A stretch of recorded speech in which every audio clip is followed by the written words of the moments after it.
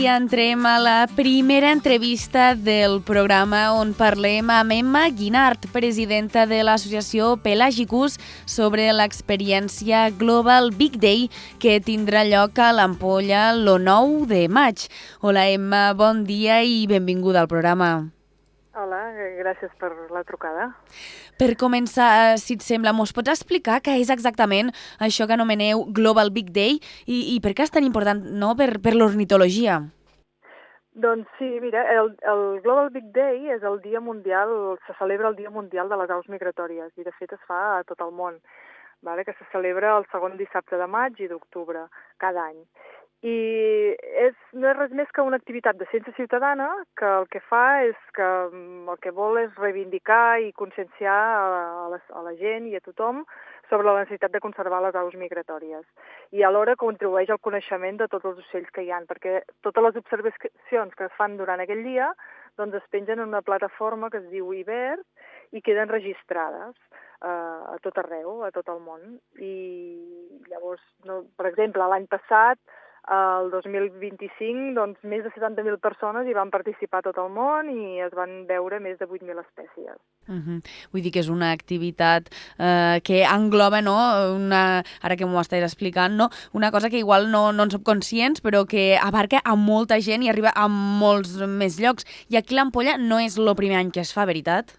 No, nosaltres, tothom hi pot participar, a nivell particular, i nosaltres des de l'associació Pelagicus sí que és el 5è any que fem l'activitat, en la qual doncs, fem un equip de Pelagicus que enregistrem tot el que veiem aquell dia a través de la sortida que fem una sortida en barca i també doncs, pel delta i anem enregistrant totes les espècies que es van veient.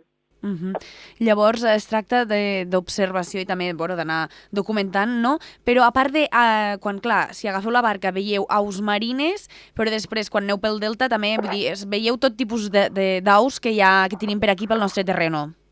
Sí, el que fem és el dia 9 doncs, fem una sortida amb barca que recorrem els 3 ambients litorals i marins que hi ha aquí a prop del delta. El que fem és la zona de la badia del Fangar, també després anem pel litoral rocós per veure també algunes espècies més típiques del litoral rocós i després fem una volta, si fa bona mar i bon temps, doncs pel golf de Sant Jordi. I allà doncs, enregistrem doncs, tots els ocells que podem anar veient, doncs, espècies que estan al delta i a les aigües alimentant-se, com pot ser la gavina corsa, la gavina cap negra, gavina cap blanca, ocells procederiformes com les baldrigues, la baldriga balear, la cendrosa, l'ocell de tempesta també, que es fan grans concentracions aquí en el golf de Sant Jordi, i altres espècies marines i litorals que poden haver-hi, com mascarells, xatracs, el cormarín plomallat, per exemple, i després el que és un cop en l'àmbit més terrestre, doncs, quan fem una volta doncs, anotem totes les espècies més anàtides, limícoles que puguin haver-hi en els camps i a les zones del delta, a les llacunes. Parlant en diversos entesos de l'ornitologia, ornitòlegs que he tingut l'oportunitat de parlar, clar, tothom me diu el mateix, no? Que el delta té una gran riquesa, que ara igual ho estan, ja fa temps, no? Que s'explota això, però que, per exemple, el turisme ornitològic està a la punta del dia avui aquí al delta de l'Ebre. Vull dir que té este terreno que no té altres llocs. Doncs, en primer lloc també que és un delta i un delta sempre congrega molta aigua, la desembocadura d'un riu, en aquest cas el riu més important de Catalunya, i doncs hi ha diferents ambients, dins dels ambients sorrencs, dins dels ambients més litorals o les llacunes interiors. Clar, i tota aquesta diversitat acull a molta fauna que, a més també, a Catalunya ens trobem en una ruta migratòria per a les aus i, per tant, doncs, és un punt de parada en aquesta època de migració molt important a nivell català i fins i tot estatal, no? Perquè recordem que això se fa perquè estem en època de migració de moixons. Sí, exactament, sí. Just se celebra el Dia Mundial de les Aus Migratòries, no? Que ja hi ha espècies que estan nidificant, però també n'hi ha que estan de pas anant cap cap a més al nord per nidificar d'aquí uns dies o d'aquí un temps. I quin tipus de participants hi espereu? Clar, entenc que ha d'haver una mica d'aficionats, però també, com deies al principi, que està enfocat per a qualsevol persona que tingui un mínim interès vingui, o com està? Sí, no, pot venir, està obert al públic en general, a tothom. Sí que és veritat que solen participar-hi més aviat de gent aficionada a l'ornitologia, però també ve gent aficionada a la fotografia, o també ve gent que té ganes de passejar o d'iniciar-se, que no en saben i que es volen iniciar en les espècies més típiques d'aquí, i llavors aprofiten per fer una visita guiada en la que expliquem tots els trets i per poder identificar les espècies bé, i això llavors està obert al gran públic, diríem. I clar, entenc que gent d'aquí, però que també igual gent de fora d'aquí, diguéssim, del Delta, de les Terres de l'Ebre, ve expressament. Sí, i a més també cal tenir en compte el factor aquest que deia de l'ocell de tempesta, que és el procel·lariforme més petit que hi ha a casa nostra, i que aquí s'hi fan congregacions molt grans d'exemplars d'aquesta espècie en aquesta època, i se'n poden arribar a veure fins a grups de 200 individus voltant per les aigües del golf de Sant Jordi. I, de fet, l'any passat, en tot el que és la celebració del Global Big Day, vam observar 112 espècies diferents. Vull dir que no està malament la quantitat d'espècies que arribes a veure en un sol dia. No, són moltíssimes espècies. Igual cada any us marqueu superar un puntet més o no? No, més o menys es va mantinguent el número d'espècies registrades, més o menys és aquest el que es va fent cada any. No ens mantenim un repte d'anar sumant més espècies, sinó que anem anotant sense afany competitiu ni res. I qui farà el guiatge durant aquesta jornada? Doncs el guiatge el farem dues persones, Ricard Gutiérrez i jo mateixa, Emma Guinart, que som les que, gràcies també a l'embarcació del Mirador Badia i l'Ajuntament de l'Ampolla, que també ha col·laborat, i també tenim el suport d'Esteller i Swarovski Òptic, que són els que ens proveeixen el material òptic per poder veure bé tota aquesta fauna, i també la Fundació Baleària, amb la qual tenim un conveni que ens permet portar gent de Balears cap aquí, perquè estan interessats també en la sortida, i llavors col·laboren en el trajecte d'anada i tornada cap a les Balears. I clar, ara que has esmentat lo del material, clar, què és necessari per a tindre una bona visió, i m'estàs dient que us subministreu vosaltres o la gent que ve? No, nosaltres ens subministra, sí que Swarovski Òptic ens facilita el material, però és un material que fem servir nosaltres, i al final tothom s'ha de portar el seu propi material per poder fer l'observació d'aus, i també el material fotogràfic, esclar, no? Això depèn de cadascú. I que el més normal, binocles o...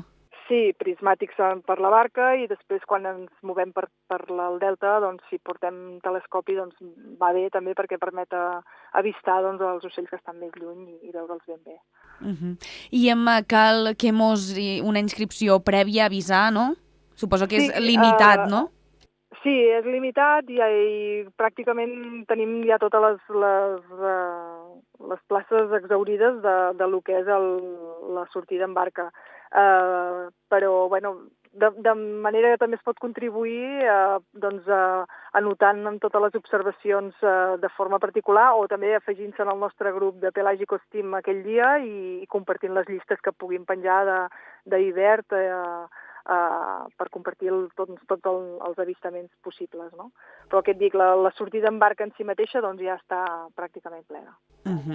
Apuntat, vale.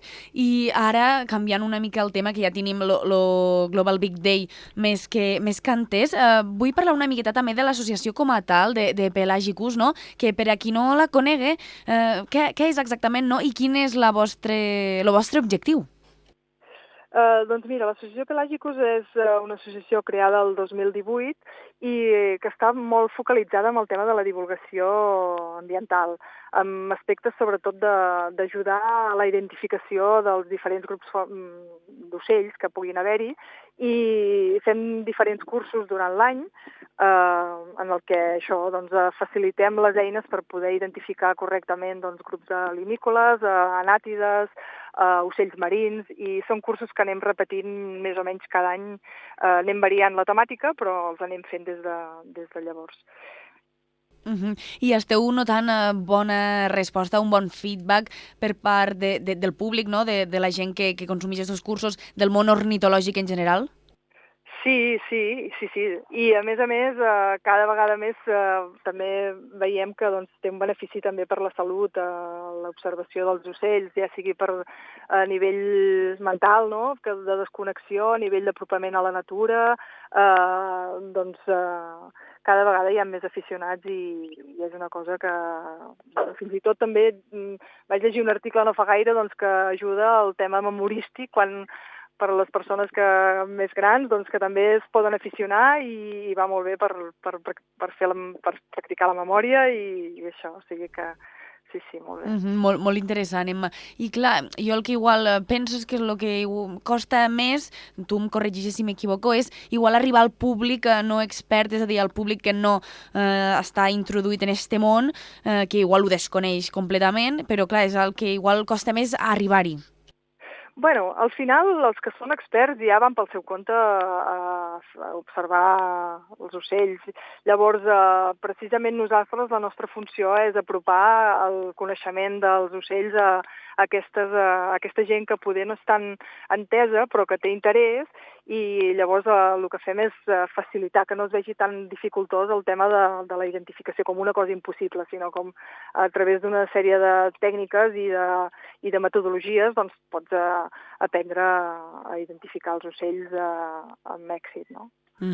I tant que sí. No, i és evident que des de l'associació Pelagicus feu una tasca molt important i com te deia abans, no, que aquí al Delta està creixent esta passió pels moixons que diem aquí nosaltres, per l'ornitologia, ve cada vegada més turisme. És que aquí tenim una joieta del Delta que ja sabem que la tenim, però igual per esta banda la gent encara no està conscienciada, però a poc ja s'està obrint, a part de la divulgació que se'n fa, per exemple, des d'associacions com la vostra, de conservació del medi ambient i de les aus, en este cas. Sí, claríssimament que sí. Perfecte, Emma. Doncs mira, ja ho tenim tot apuntat per al Global Big Day, el 9 de maig a l'Ampolla. A quina hora sortiu? Doncs està per definir, però crec que serà cap a les 9, més o menys. I estareu tot el dia, tota la jornada, que per cert, la gent s'hi mareja a la barca? Si fa mala mar, llavors el que fem un plan B, que és que ens quedem més cap a l'interior de la badia, no sortim tant a mar obert, però la idea és que si fa bona mar, si hi ha algú que es mareja, que porti alguna biodramina per d'allò, però en principi la sortida tampoc és molt llarga. No és tot el dia, no és tota la jornada que estem a mar, sinó que són unes 2-3 horetes i ja està, i esperem que faci bona mar aquell dia. I tant que sí, després ja continuareu a terra en la vostra observació. Perfectíssim. Emma, moltíssimes gràcies per haver-te connectat avui al programa i des d'aquí, des de delta.cat, que vagi molt bé el Global Big Day. Molt bé, moltes gràcies.